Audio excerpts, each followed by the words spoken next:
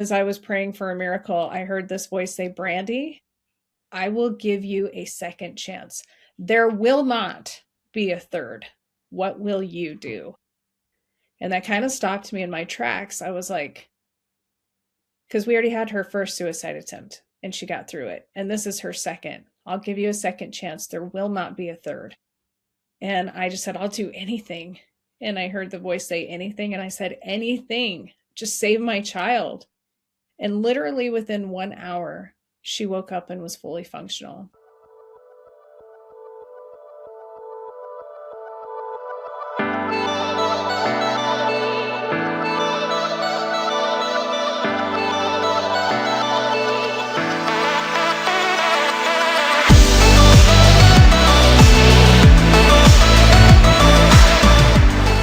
Welcome to the Upside of Bipolar. I am your host, Michelle Reidinger, and I have a phenomenal guest today. I am so excited to welcome Brandy Vega, who is the founder of Promise to Live, a global movement dedicated to suicide prevention, mental health awareness, and meaningful human connection. After nearly losing her own daughter to suicide, Brandy turned her pain into purpose and has since helped reach millions worldwide with a simple, powerful message: make the promise to live. Brandy is an Army veteran, former television journalist, entrepreneur, humanitarian, and a mother and wife. Through Promise to Live, she has helped distribute tens of thousands of pocket hugs, launched community mental health initiatives, hosted global live streams, and inspired people in more than 100 countries to choose hope, connection, and purpose. Her mission is simple: to help people know they are not alone and to deliver hope, help, healing, and resources to those that need it most. Brandy, I am so excited to have you on the program today. Thank you so much for joining me. I'm excited to be on yours. I love what you're doing, and the work with bipolar is so important. My oldest daughter is diagnosed with bipolar as well. Well, let's start with your story. Okay, that's it's like, where do you even begin? I mean, if you dive back into the depths of Brandyland, there's a lot going on. I was born initially in Arizona. My parents were very young and teen parents. My mom raised us kind of on her own. And so I learned the value of hard work and knowing what it's like not to have much. I ended up going through some of my own struggles. And actually, I had a suicide attempt at 12.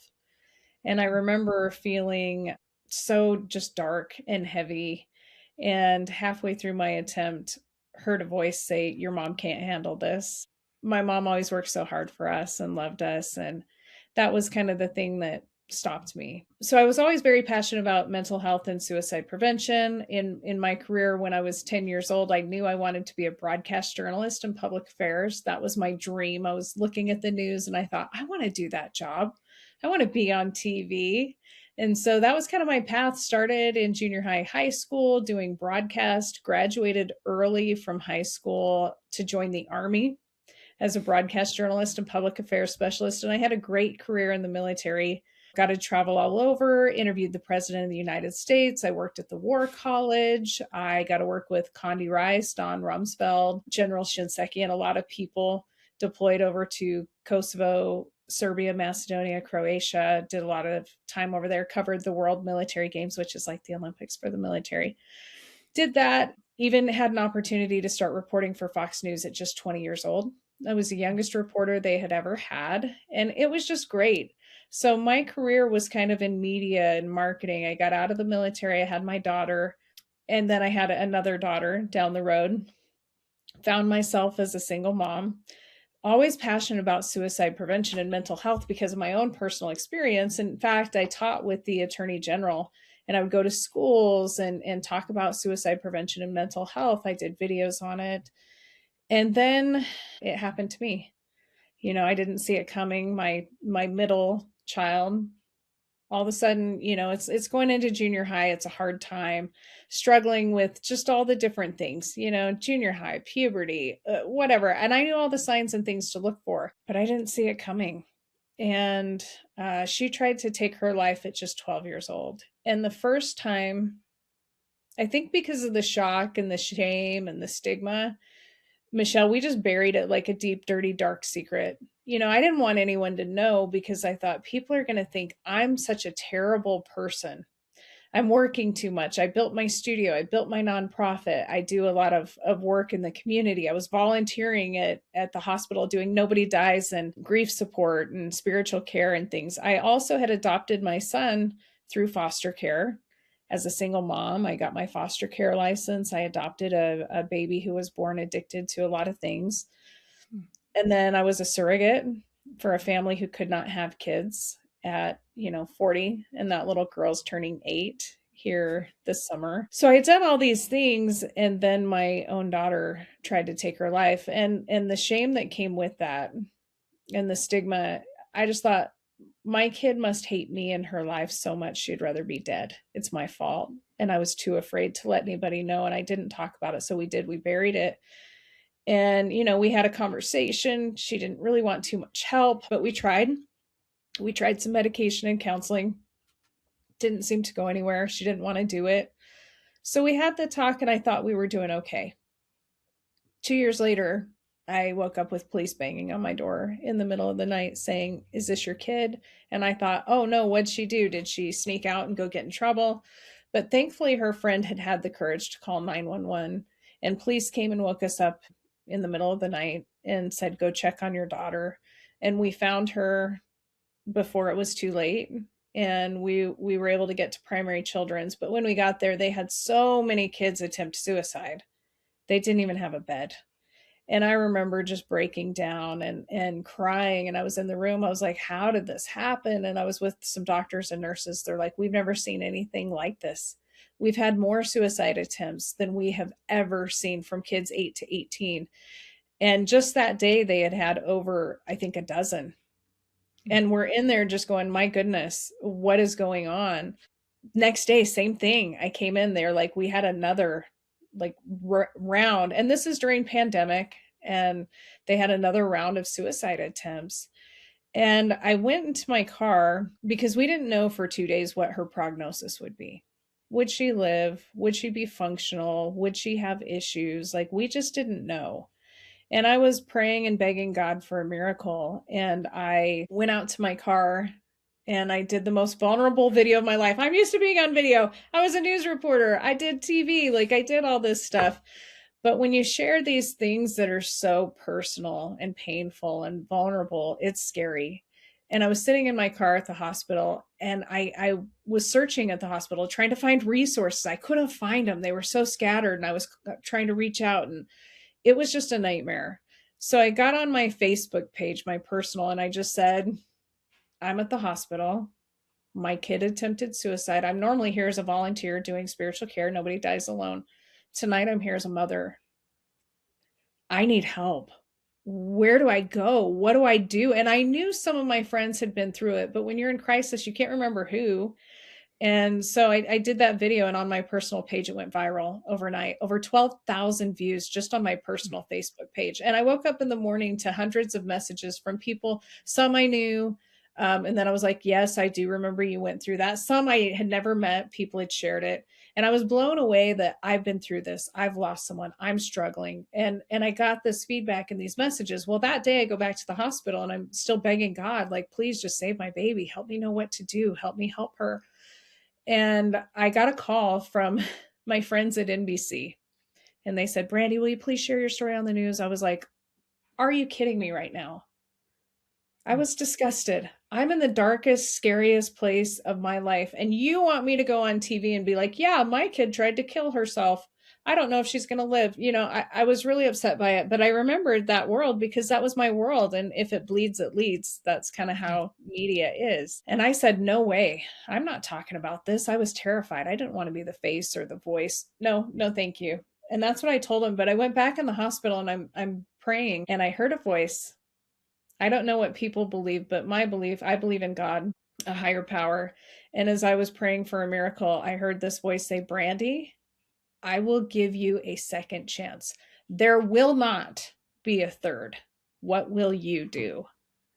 And that kind of stopped me in my tracks. I was like, because we already had her first suicide attempt and she got through it. And this is her second. I'll give you a second chance. There will not be a third. And I just said, I'll do anything. And I heard the voice say anything. And I said, anything, just save my child. And literally within 1 hour, she woke up and was fully functional. Hmm. And I knew I knew that was an answer to my prayer. I knew it was a miracle, and I knew that God had granted me that. And that's kind of what's kept me going through the last 5 years, because there were days and times I wanted to give up. And so when she finally woke up, I said to her, well, the first thing I said is, "Are you glad you're alive? Or do you really wish you would have died this time?" And she said, "Mom, I didn't really want to die, but it was too late." And this is what we know, Michelle. People don't want to die. Yeah. They just want to kill the pain. And they don't know Yeah. how to do it without taking their life. And so, long story short, after that, I said, "Well, will you make me a promise that if you ever find yourself in that dark place, you'll reach out to me, a friend, a family member, like your teacher, Safe UT?" And she said, "Yeah." I said, "I know you don't want to live. I know. I know you're struggling, but will you do it for me?" And she said, "Yes." And it was the power of a promise that I since learned that people who make a promise ahead of time are up to 60% more likely to keep it when it counts. And this has been our mission with Promise to Live. We get everyone everywhere, whether or not you struggle, to make a promise this very moment. And I would invite all of your listeners and viewers to pause and make us a promise right now that if you ever find yourself in a really dark or hard place, without hope, that you promise you will reach out. It can be to a friend, a family member, a trusted resource, or 988. Can you make that promise? Just by simply making that promise, when we don't love ourselves enough, which is often the case, we love the person we made it for, or we want to honor our integrity, our word. It's all we have. And so that's step number one. Step two is we connect people to trusted tools and resources in one place. I couldn't find them. I was looking everywhere. I didn't know where to go. And I was like, what is going on? So I've spent the last time building these resources. We waited 3 months for her appointment to see a psychologist, and she tried to end her life 5 days before it.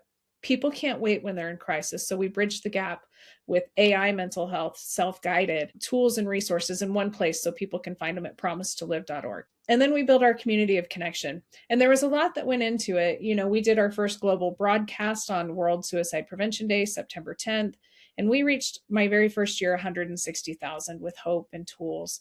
The next year, 400,000. The next year, we moved it to Hollywood, 3 million. Last year, we reached 7 million. And this year on September 10th, we're going to be there. And our goal is 10 million. And our big campaign right now is 1 million hugs for hope. Yeah. And so just so everybody knows, somebody connected me with Brandy. I think it's been about almost 2 months now ago. And when I heard about her mission, it resonated so deeply with me because, as my listeners know, I went through my first time that I contemplated suicide was when I was 12 years old. And I had a miraculous experience that helped me have a desire to live. But then when I was struggling with my bipolar symptoms for so many years, and I got to a point where I was told bipolar is incurable, you'll have it for the rest of your life, and nothing was working. I just kept ending up in the hospital. Sounds like a death sentence, doesn't it? I'm watching my little children. My entire life, I had wanted to be a mother. My whole life, I'd wanted to be a mom. I'd looked forward to it, and I was ruining their life. That's what I was certain of it in my mind and in my heart. I was watching my children suffer because of my struggles. And my unwell mind was trying to find a way to fix the problem. And the only solution it was presenting me at that point was ending things. And I became convinced that that was what was best for my children. And it was the day after my third hospitalization that I was watching my children play and had this really clear thought come into my mind that if I ever successfully ended my life, I would ruin my daughter's life. She was 4 years old at the time, and it would ruin her life. And in that moment, I knew that it was true. And I remember being shocked by it. Yeah. Because I was so sure that I was going to make everybody's lives better by leaving. But in that moment, I knew that was true. She was a little mother hen, and she wanted to help everybody be happy. And I knew that if I ended my life, she would think she'd done something wrong and it would ruin her life because she would believe it was her fault. 100%. So I became determined to survive for her. I didn't think I had hope for any better life for myself, but I knew that her life had value, even though I didn't think mine did. And I was willing to survive for her.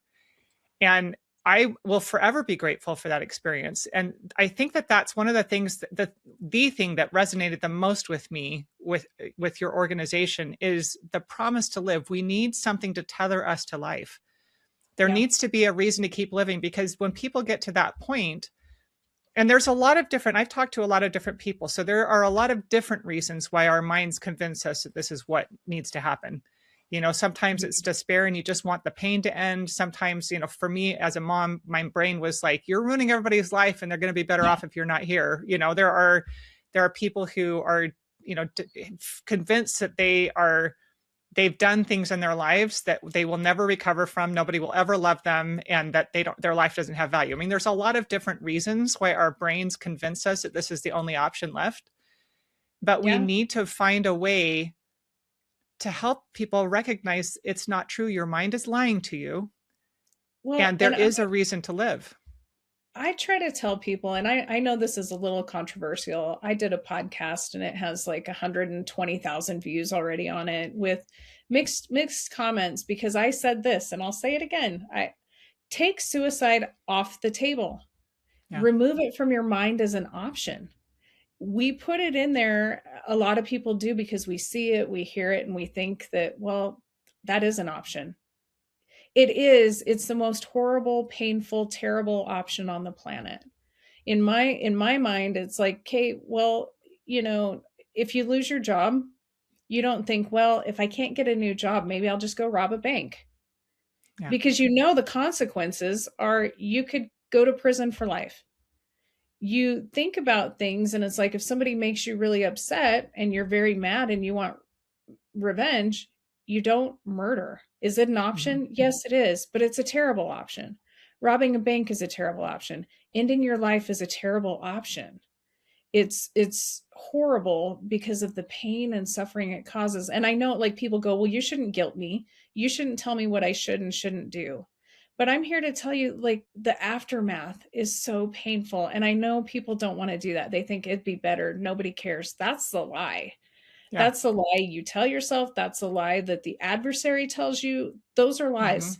So many Mm-hmm. people, for every one death, there's 135 people who are impacted Yeah. deeply.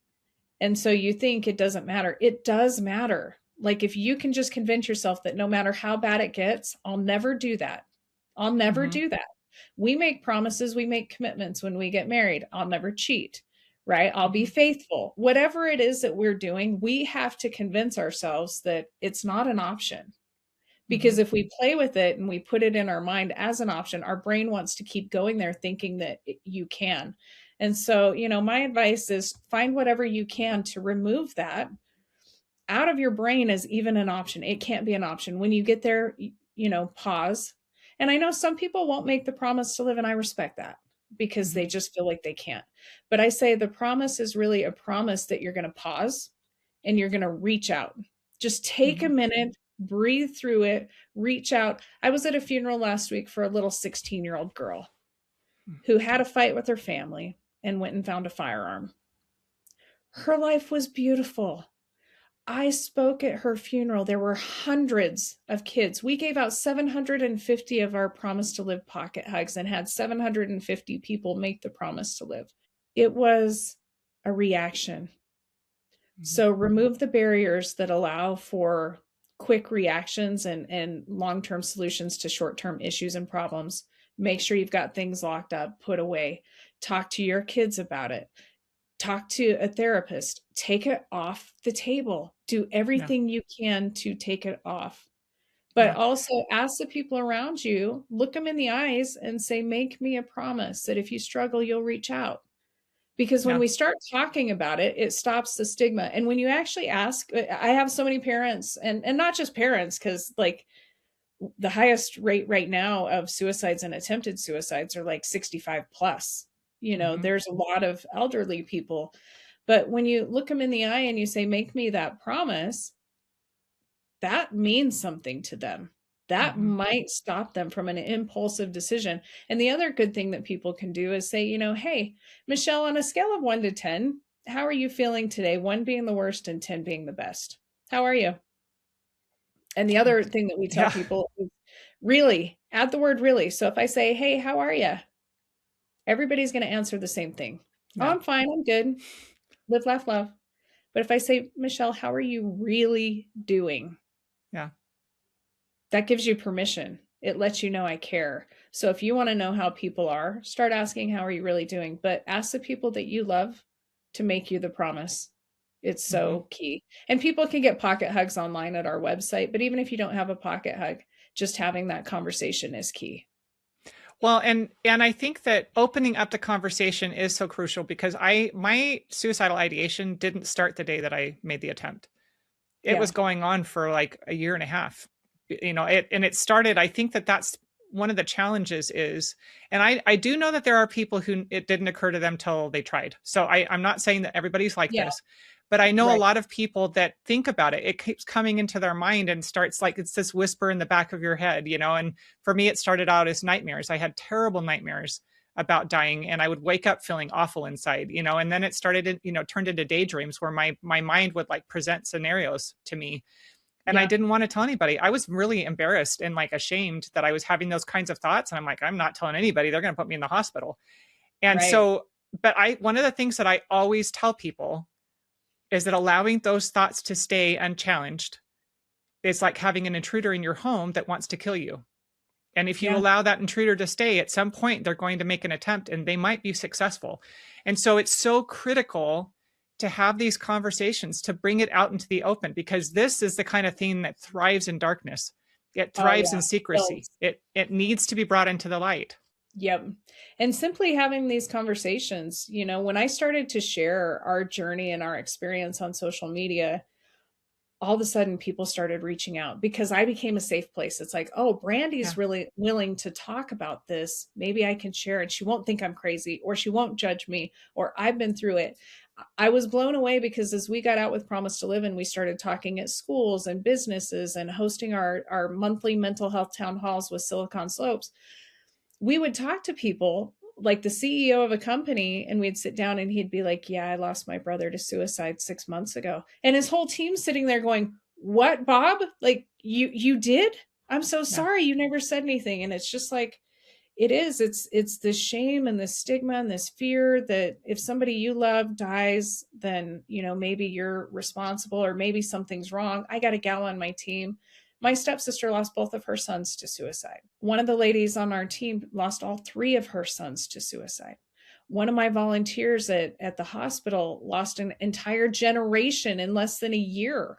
The grandfather took his life. The grandson found him. The grandson took his life, and then the father took him. It's like a plague.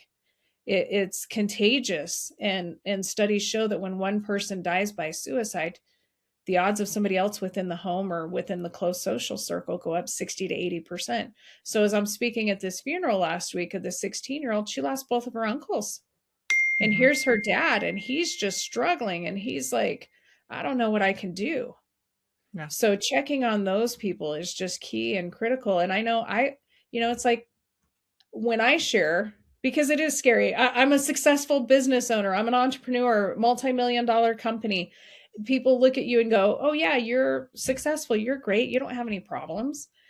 And then it's like, well, I had a suicide attempt at 12. I almost Mm-hmm. lost my mom because she's got debilitating disease and pain, chronic pain, psoriatic arthritis, degenerative bone, all these things. She's had 20 plus surgeries. There's days people like that don't want to live. And a few years ago, my mom was one of them. And then I have, a sister who hit perimenopause and all of a sudden, like, didn't understand what was going on, but had these feelings. And you start to talk about it, and then you're like, are people going to think that we're all really messed up because we've had these? Then you start to talk, and it's like, no, I felt the same way. We went through the same thing. It's amazing how many people are directly impacted or indirectly. I mean, it's basically everyone. This is the biggest problem of our time because for every one suicide we have, and then the numbers are 730. That's reported from a couple of years ago. Most people average it's almost 1 million people a year that die by suicide. For every one death, Michelle, and I'm not here to be doom and gloom. I'm just trying to show the magnitude of the problem and why it's urgent that we act now because it could be you or somebody you love. For every one death, there's 32 attempts, 32 other people that attempt. Mhm. That's 32 million a year. For every one death, 135 people are directly impacted. That's 135 million people that are directly impacted by this every year. Yeah. And it's not just suicide. I mean, you look at suicide, but like what we focus on is addiction, trauma, abuse, mental health, all these things, because it's this vicious circle. So when we talk Mhm. about suicide deaths, oh, somebody overdosed. Oh, was that a drug overdose or was that an intentional overdose? We don't know. Yeah. You know, you just look at this and you go, okay, we have to do something now. And Da Vinci said it best. He said, I've been impressed with the urgency of doing. Knowing is not enough. We must be willing. Being willing is not enough. We must do. So, right now, I challenge everyone to start doing something for yourself, for others. Like, we have to act. And if you think it's not going to impact you, I hate to tell you, you're wrong. It Yeah. will. It's not if, it's when. Yeah. So let's talk about, I want to talk about, you have some really great resources. You've mentioned the pocket hug. So can Mm-hmm. you tell people what a pocket hug is? I know. I was wishing I had one on me. I'm looking here I because have I one right here. you got one. Oh, here we go. I have one in my desk Okay, I here. was going to say. It's in there. So here's what happened with the pocket hug, and a lot of people don't know the backstory. You know, it's what happened is I started talking about this. I started doing Promise to Live. We had our social media campaigns, and one of my husband's childhood friends, I met her one time at his dad's funeral. And she followed me on social, and out of the blue, I guess she had gotten my address. She found it online. She sent it to my business. And it was this card. And it was just a handwritten card to say, hey, Brandy, I just want you to know I admire the work you're doing. And I think it's amazing. I've been following you. But the card, the handwritten letter said, but how are you really doing? Does anybody ever check on you? And I'm like, wow, no, people don't generally check on me. And it meant a lot. And she sent me this little generic pocket hug. And I'd never seen one, but it was like the little disc and it had a heart on it. And then on the back, it had the little poem that said, this is a pocket hug for me to you. When times are tough, it's a hug, you know? And I was like, wow, this is really cool. So I took the coin, I put it in my pocket. And every time I touched it, I was like, huh. You know, it just made me feel warm. It made me feel loved. It made me feel valued. And I had it in there for 4 or 5 weeks. And then my friend called me and said, my son just died. Will you speak at his funeral?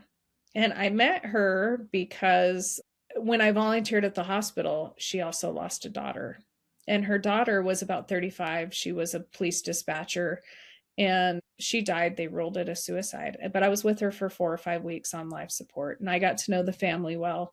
And so I spoke at her daughter's funeral. And then when her son died, she asked me to speak at her son's funeral and she was inconsolable. And I was freaking out too. And I'm reaching in my pocket and I'm clasping this pocket hug that somebody sent me.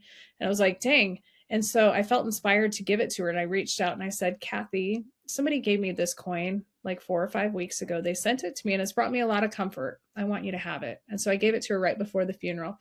A week later, she messages me and she said, Brandy, I just want you to know what that coin did for me. She goes, that pocket hug got me through the hardest week of my entire life. When I didn't want to get out of bed, when I thought I couldn't, it gave me comfort. It gave me courage. It gave me strength. And thank you so much. I felt like you were with me and I felt like it just buoyed me up. I said, wow, kind of did that for me too. What if I could create these and we could give them out? So I went back to my office and we created the Promise to Live pocket hug. So you can kind of see there, it says pocket hug, Promise to Live, and it has our website on the bottom. And the website has all of our tools and resources. On the back, it says, when times are tough and you don't know what to do, here's a hug from me to you. Call or text 988 if you're struggling. And so this went out, and so far we've given out about 120,000 of these in the last couple of years. And our mission this year is to give out 100,000 because when we give these out and we ask you to make the promise to live, which is the promise to reach out for help, you get one to keep and you get one to give. And that helps us create our community of connection.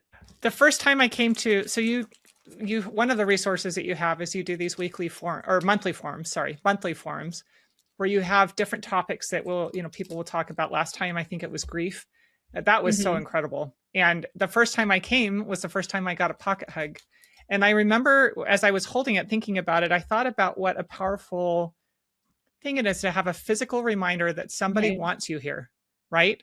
Yep. That your life matters, because it's so easy for us to get so caught up in this, all of the turmoil in our minds and in our hearts, that Right. we start to, our we go outside of ourselves, and we don't be, we feel um disconnected. Right.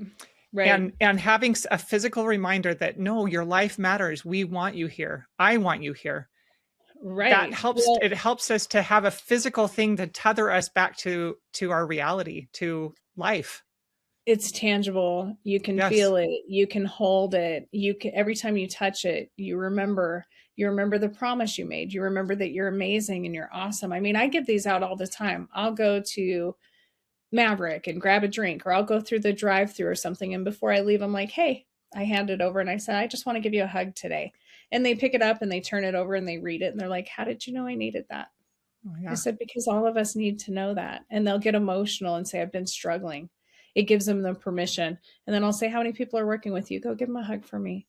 Sometimes all it takes is one person being seen, being Yes. noticed. I mean, I'm friends with Kevin Hines. If you know his story, he's one of the only ever survivors to jump off the Golden Gate Bridge. And he was just 19 and he cried the whole way for miles, riding the bus and walking. And he said, if one person stops me, if one person noticed me, if somebody says something to me, I won't jump.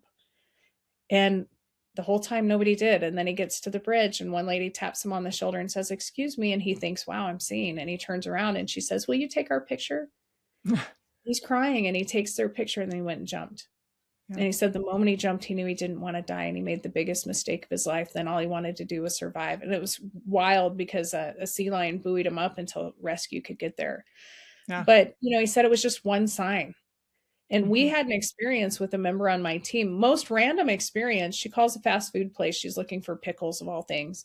And she calls and she says, "I need pickles." And the lady was kind of sad and she noticed. She goes, "Hey, how you doing?" She's like, "I'm okay." She goes, "No, no, no. How are you really doing?" This is a phone call between one of my Yeah. volunteers and a manager at a fast food restaurant. And she says, "Actually, I'm not good. I was diagnosed with cancer today. I'm not good." And my friend goes in there and she gives her a big hug, and she didn't have any pocket hugs, but she does a 911 to our group and says, "Is anybody in the area with a pocket hug?" And our Barb, who's our event manager, she shows up the next day, finds this manager, gives her the pocket hug, has her make the promise to live, gives her a big hug. And the lady says, "You know what? I was going to end my life. I was going to end my life. I didn't think this was worth fighting for." And the good news is she's still here. She's still here because two Promise to Live volunteers cared enough to get her to make the promise to live. And she made that promise. And it got her through that dark moment of her life. Nobody knows what the next 6 months or 6 years are going to bring. And so it's critical that we make that promise and that we have a community and that we check on one another. And that's kind of what this does, is when you're keeping it Yeah. in there, it's just this reminder that somebody cared and here's where the resources are. You can go on here and find resources 24/7 free of charge in one place under Get Help. Yeah. Let's talk about what the resources are on there, because I think one of the challenges is when you get to that level of hopelessness that you're really ready to do something drastic, Yeah. it feels like there's nothing left. We feel like there's, this is, I just need the pain to end. I just need the suffering to end. I don't want to hurt people anymore. Whatever the rationale is that your Yeah. unwell mind has come up with, that has convinced you that this is the only option left. I think Mhm. that we don't feel like there's any, we really do believe that there's no other option. This is the only way to go. So what Yeah. kinds of resources do you have on your website that you present to people that help them? So we partnered with Eliza Chat and New NUE. They offer mental health AI. So it's not therapy, but it is help, right? Hmm. But it's an AI assistance that it's by doctors and clinicians and psychologists, and it's contained. So anybody can go in there and chat and share what they're feeling, and they're going to get good advice and good feedback. So that's available. And what we found and what they've said is that 8 out of 10 people would prefer to do something that way than Hmm. have a conversation. We partnered with Blumquist Hell, They provide, mental health solutions for about 500,000 people across our state. And they've Mm, been gracious enough to say, here you go.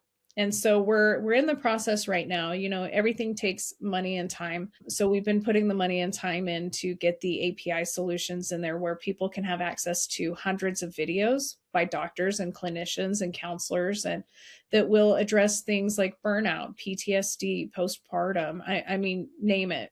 Like, they've mhm. got expert advice, that's self-guided therapy. We have all of the AFSP, NAMI, JED, Trevor, Safe UT, Live On. We put all these in one places, the VA resources. We're working with a 24/7 telehealth company to get those resources on there so that when people say I'm struggling, they're not waiting, 6 weeks to 18 months. They can go there and at Yeah. least bridge the gap. We're not saying this is the solution for everyone. But one of the other things I've been trying to find, I've been on a mission the last 5 years because I realize it's not one size fits all. Right. For some people, talk therapy is great. For some people, medication's great. For some people, hypnotherapy, hydrotherapy, ketamine, microdosing. There's a ton of different modalities, I think, that are out there, but often people don't know about them. I've got a Mhm. really good friend whose son had a migraine for 4 years, couldn't fix it, and ended up at 22 taking his life.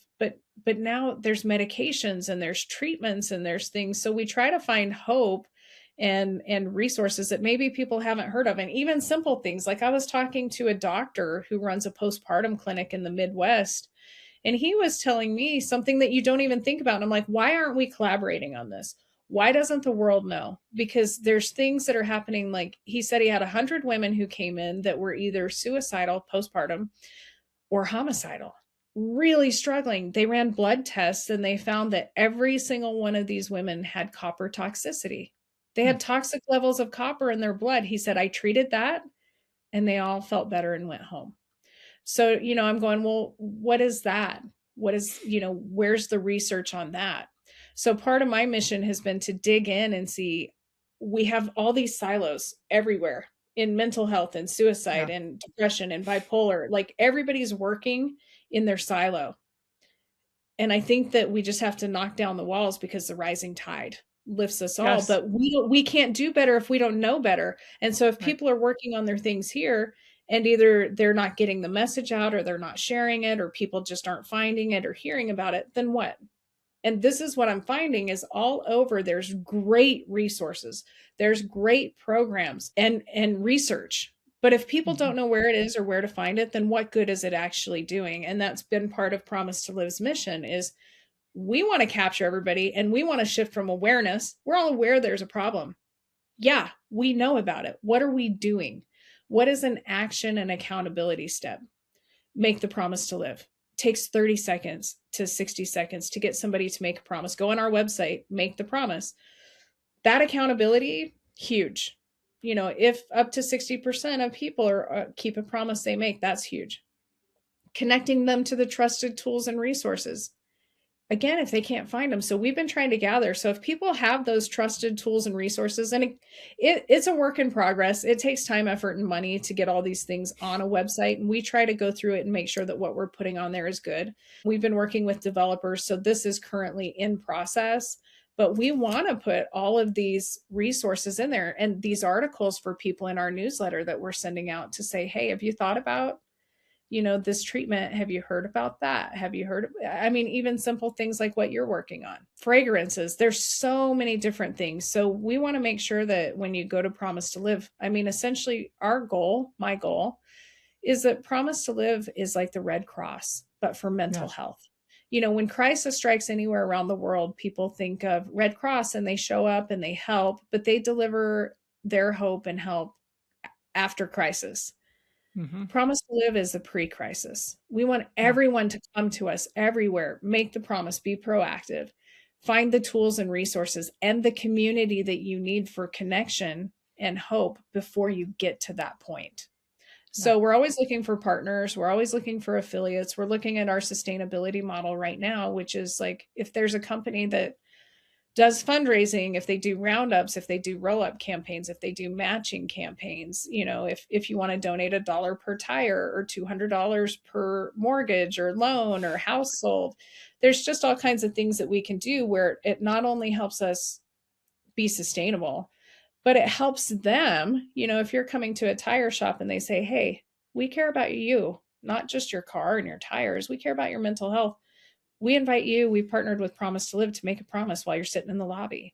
All the dental clinics make a promise. Like, we care about people, and it's all of our jobs, and we can all do something. And it can be as easy as having, a vinyl or a banner or something in your office, giving people a coin with a cone, or you know what I mean, whatever Yeah. it is. So we're Yeah. looking for partners to really get involved and show that as a community we care and we're here and there are resources and you can talk about it.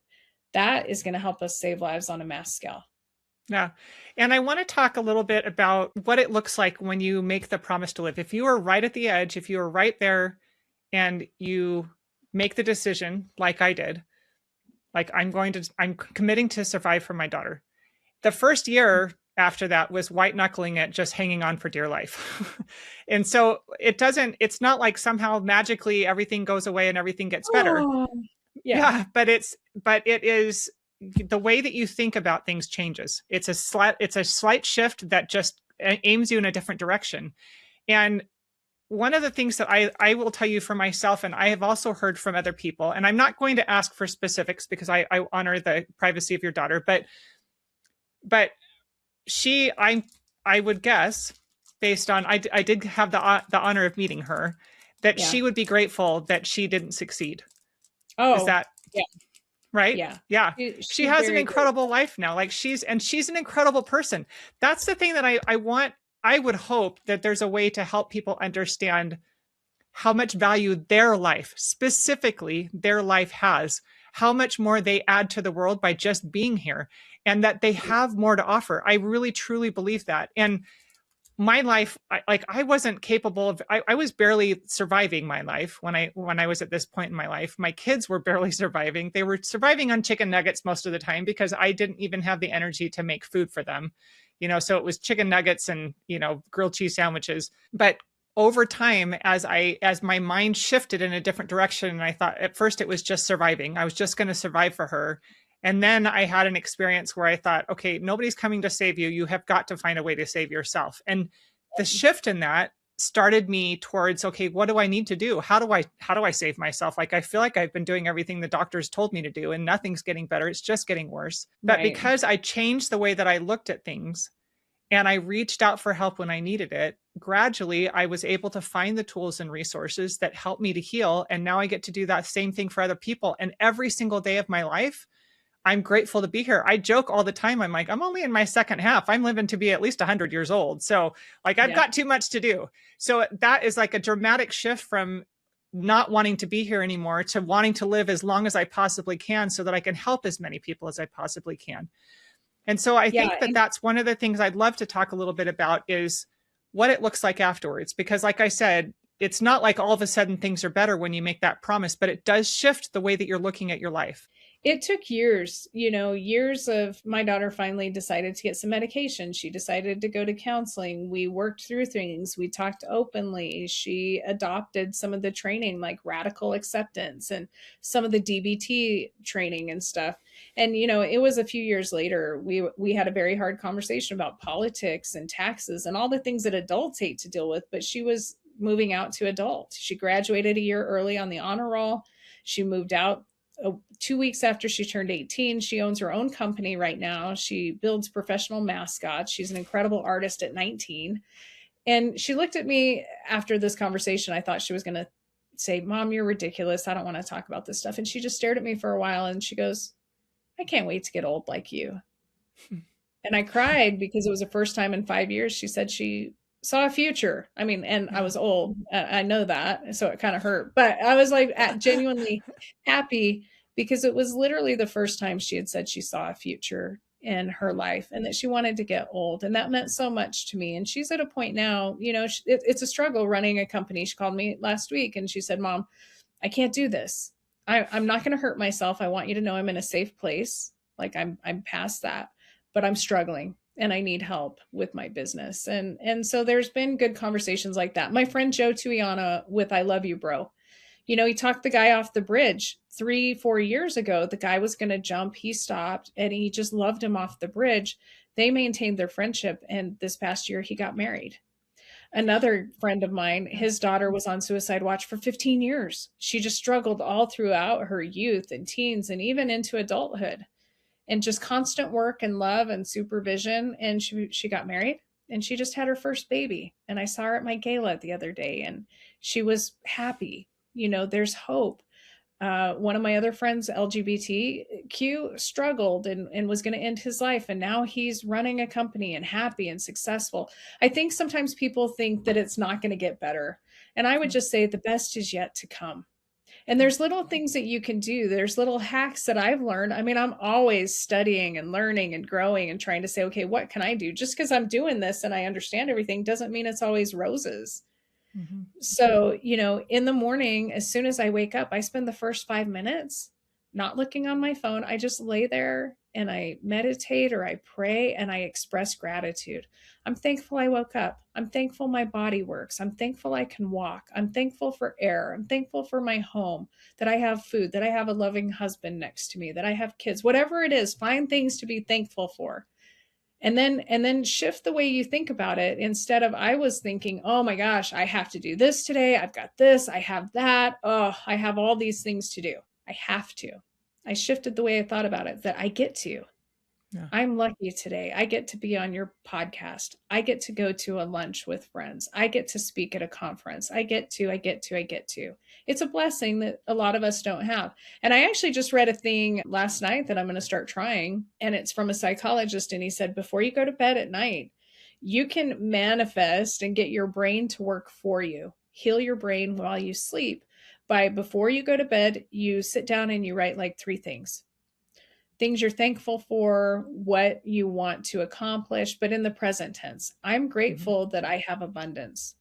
I'm grateful that I got the promotion at work. I'm grateful that my kids want to see me. You know, whatever it is, you sit there and you write these things, you write them down, and then you spend, you know, again, 5 minutes or whatever before you go to bed, meditating or praying and thinking of these things. You read them, you say them, you feel them, you think them, and then you go to sleep. And if that's the last thing you think about, instead of, oh my gosh, I've got this, my taxes, my 1099s, what all do I have to do?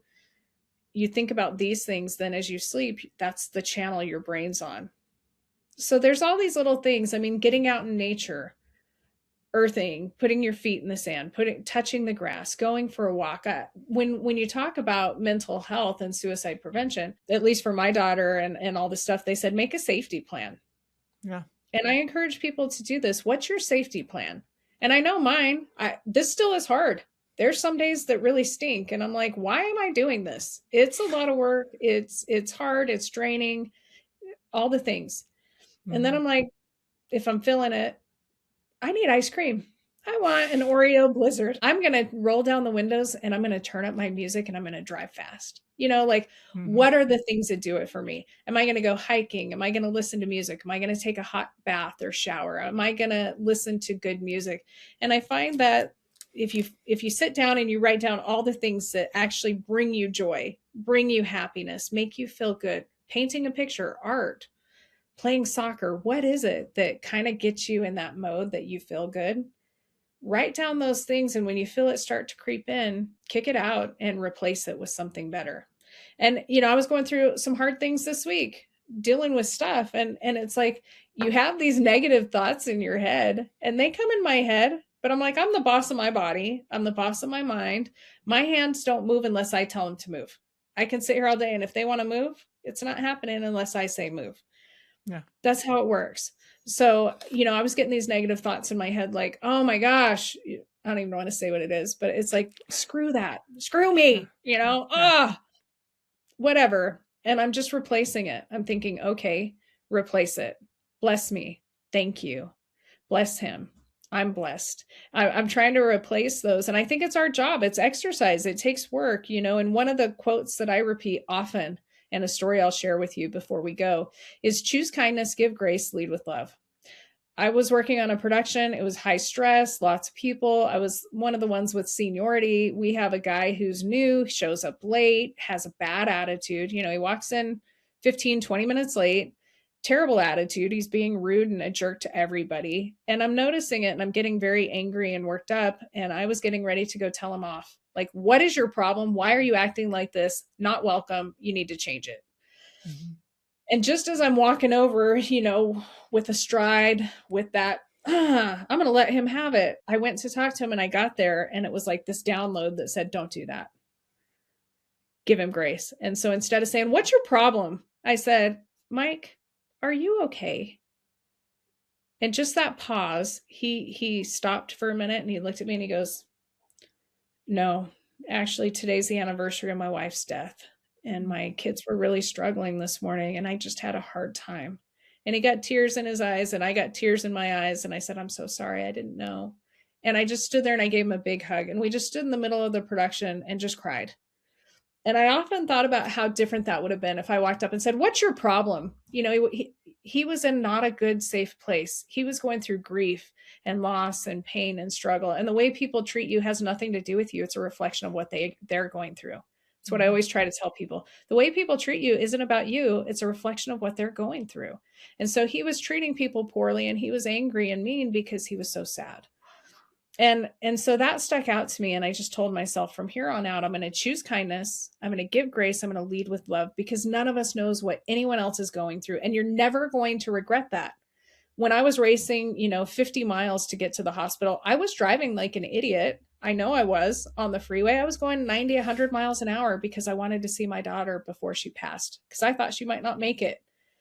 So you see the car that's tailgating you, weaving in and out of traffic. It was me racing to see my daughter, not knowing if I'd ever get to see her again. And I think about that when somebody's tailgating me. Where are you going? What's going on in your life? Are you going through a divorce? Did you get a diagnosis? Is your life rough? Did your kids abandon you? What is it that's going on? And if people can just pause and say, you know what, life's hard. I get it. I'm just going to give you grace. When my food's late, when it's cold, when the people are driving ridiculous, whatever it is they're going through, the clerk, the doctor, give them grace, choose kindness, lead with love, because that's what you want. And Yeah. so just pause and choose that. It would be, I think, the best advice I could give anyone. Yeah. Reach out for connection. Like we talked about earlier, this thrives in the darkness. These kinds of Yeah. thoughts, these kinds of feelings thrive in the darkness, and we have to expose them to light so that they die. And and have it takes a lot of courage to reach out to somebody to just say, I need help, I'm struggling. But please, please, please let us do that for you. Because my son wasn't so lucky. We weren't lucky with him. He succeeded in ending his life. And the grief that comes with that, the overwhelming grief that comes with that, and the self-reproach, like the guilt, the shame, it was so overwhelming. And my mind was constantly looking at every mistake I ever made as a mom, everything I ever did wrong for months and months and months. And thankfully I had somebody that had gone through the same thing that came to me, and she told me that she had started writing letters to her son. And I started doing that. And as I did that, I started to heal. Yeah. But man, I would have done anything for him. I would have Right. done anything for him. And I wish that I had had the opportunity to help him. There's so many times when our unwell minds convince us that we are a burden, that people don't want to hear our problems. They don't want to know about the things that we're struggling with. That's not true. It's a lie. It's a lie. Please have the courage. Take that courageous step of just reaching out and say, I need help. I'm struggling, And and let people help you, because we want to help you. and one thing too, Michelle, is, if we always say, oh my gosh, I just love you to death. If we could love people to life, no one would Yeah. die. Our kids, we'd do anything for them. And sometimes no matter how much you love them and how much you do, they still get to choose. We don't get to Yeah. save everybody, but we can do our best trying. And I think that the last acronym for people that I'd like to share is ASK. ASK. We partnered with MTV. This is one of the things that they teach. It's acknowledge, support, keep in touch. And it looks like this. You acknowledge the elephant in the room. You acknowledge the problem. Hey, Michelle, I know you lost your son. How are you really doing? Hey, I know you're going through a divorce. I know you lost your job. I know you're struggling with your mental health. I know politics are stressing you out. You acknowledge, if you know, what the pain point is, and you ask them how they're doing. People are afraid to ask the questions because they think they have to solve the problem. You don't. You just have to care and ask. So you acknowledge, and then you have support. And support is simple, not I'm going to fix you. It's like, that must be so hard. I'm really sorry you went through that. I can't imagine your pain. It's a supportive comment of, I see you, I honor you, I'm sharing that that is painful, and I am sorry. That's it. And then the K is keep in touch.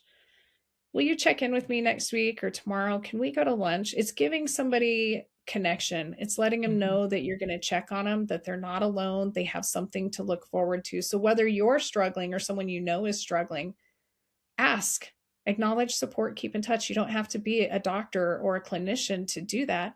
You just have to care. People just want to know you're there. I love the saying when I was a kid that if we were supposed to talk more than we hear, we'd have two mouths and one ear. People Yeah. just want to be heard. So Yeah. you just say, hey, I see that you're going through this. That must be really hard. Can you catch up with me tomorrow as well? Can you check in and let me know how you're doing? Can we go for a walk, a drink, lunch, whatever it is? So if you're struggling, ask, make the promise to live, choose kindness, give grace, lead with love, find the hope, find the resources. You're not broken. The people you love aren't broken. We're all going through something, and I promise you that there's hope, there's help, there's healing. It's on the other side. It will come. The best days are yet to come, and you can get through it no matter what. If you have just the tiniest inkling, there's help, and it can get better. It does, it will. And I've seen it firsthand multiple times. Absolutely. Oh, Brandy, you are amazing. I'm so thankful for what you're doing. I'm so thankful that I found you, and I really appreciate you coming on today. This has been such a fantastic conversation. Where can people connect with you? If they want to get involved, if they want to get a pocket hug, where can they connect with you? Yeah, absolutely. Please, thank you for having me. Go to promise, the number two, live.org, promise to live.org. You can find me on LinkedIn. You can find me on Facebook under Brandy Vega, Brandy Vega. On our website as well, we have volunteers. Start a chapter. We're launching chapters all over the country where people can build this movement, get training and education, and help people where they are. We have ambassadors, all kinds of support on there. So go to our website, get involved there, find us online, find us at events. If you're in Utah, we do our monthly town halls. Those, of course, are also live streamed. You can find them later, but we love you. If we can hate for any reason, we can love for any reason. And I just want you to know that I love you and that you can do hard things and that the world is better with you in it. And that goes for you too, Michelle. Keep up the great work. You're such a light, a force of good. And the more we talk about this, the more good we do. So thank you for your part. Thank you so much, Brandy. I will make sure everything is linked in the show notes. So make sure you go into the show notes, get connected, get a pocket hug. And Yep. I love that they come in sets of two so that you get one for yourself. You make the promise to live, and then you get to give it to somebody else and invite them to make the promise to live as well. And I challenge every one of my listeners, please make that promise. Will you please make the promise to live? Your life matters. You add value to the world, and we need you. Thank you so much, Brandy. Thank you. Until next time, Upsiders.